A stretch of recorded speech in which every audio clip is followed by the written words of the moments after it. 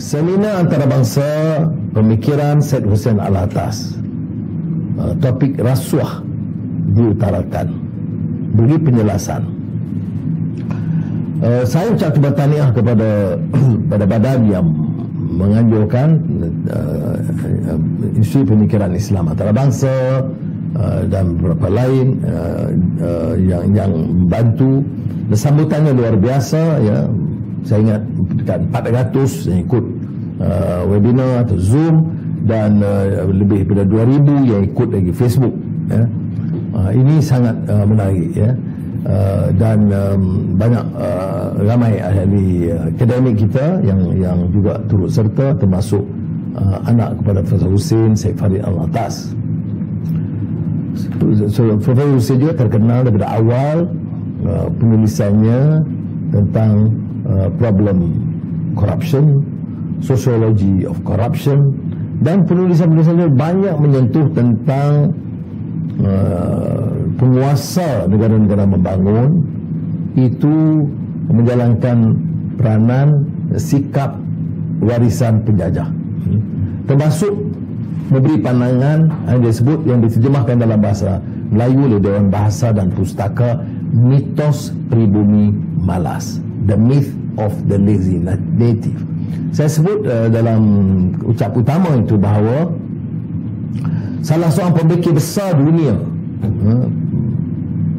Edward Said, dalam buku beliau Culture and Imperialism, itu sangat 9-10 halaman hanya mengupas karya Hussein Alatas sebagai karya yang penting, yang memecah tembok pemikiran usang, jumud yang mewakili sikap penjajah, ya. Anggap pribumi orang Melayu dan Bumi Putera ini memang malas, memang kolot, ya. Dan masih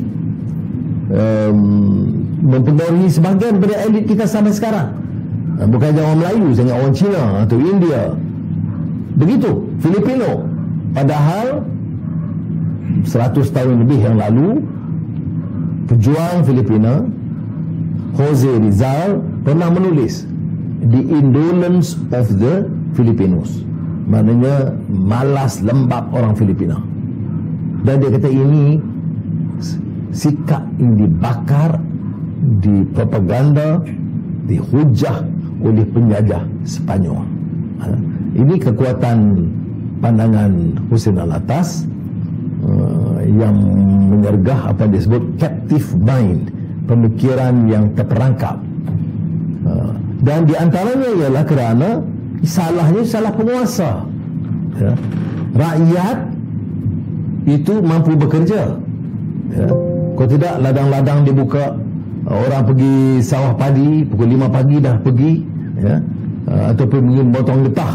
Saya tahu kalau di kampung di Cerok Tokku dulu, orang keluar potong getah tu, ya, kadang jalan daripada rumah subuh dekat masjid terus pergi potong getah, ya. Itu tak mungkin orang malas.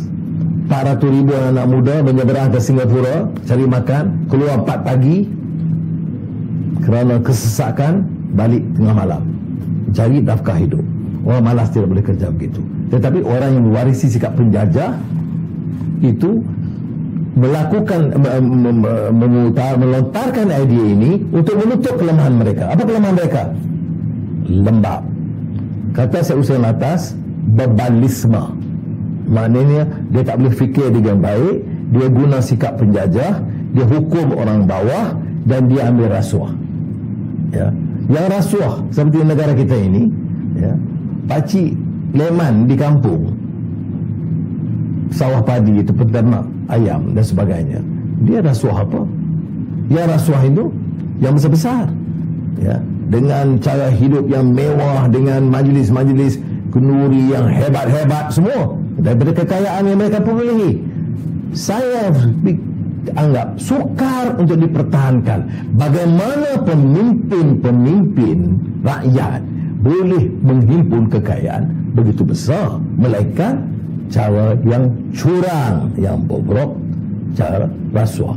Sebab itu dalam kupasan Hussein Alatas, dia secara konsisten menekankan soal rasuah yang kemudian tak dibahaskan sangat oleh elit politik, baik Melayu atau orang Cina atau India ataupun negara-negara berkembang, kerana mereka bersekongkol dengan rasuah. Ya, kadang-kadang buku-buku dan kitab-kitab mereka juga di sponsor oleh mereka, ya. Dan kadang-kadang dalam dakwah, dalam tazkirah, lebih besar soal-soal yang lain, tapi soal rasuah ditutup atau tidak, atau diremehkan, ya. Bala hilang, itu bukan rasuah dia, itu perniagaan. Begitu juga dalam isu-isu kontrak.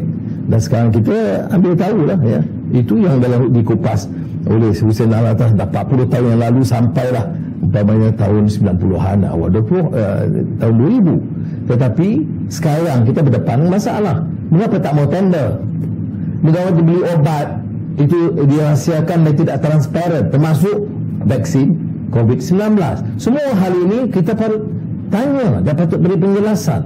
Bila kita sebut ketelusan, transparansi, maksudnya ialah supaya kita tahu dari mana sumbernya, berapa tendanya, berapa bayarannya. Ini yang kita anggap penting. Dan saya pernah memperkenalkan hujah Francis Fukuyama tentang democratic accountability. Kadang-kadang kita berjerit demokrasi, ya, tapi tidak accountable. Demokrasi itu bila ada pertanggungjawaban. Ada orang kata kita mahu pilihan raya yang bebas, kita mahu kebebasan, ya, tetapi tidak ada pertanggungjawaban. Rasuah dia padamkan.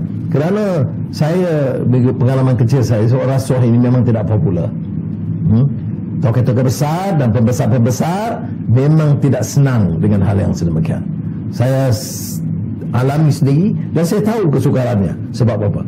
Kalau kita agak terlalu keras memenangi rasuah, memang sukar perjalanannya, ya. Sebab itu bagi saya, soal rasuah itu mesti difahamkan kepada rakyat, kerana rasuah itu suatu yang boleh memiskinkan rakyat dan negara. Ini satu kecurangan yang akan memberi kesan yang menyeluruh kepada negara.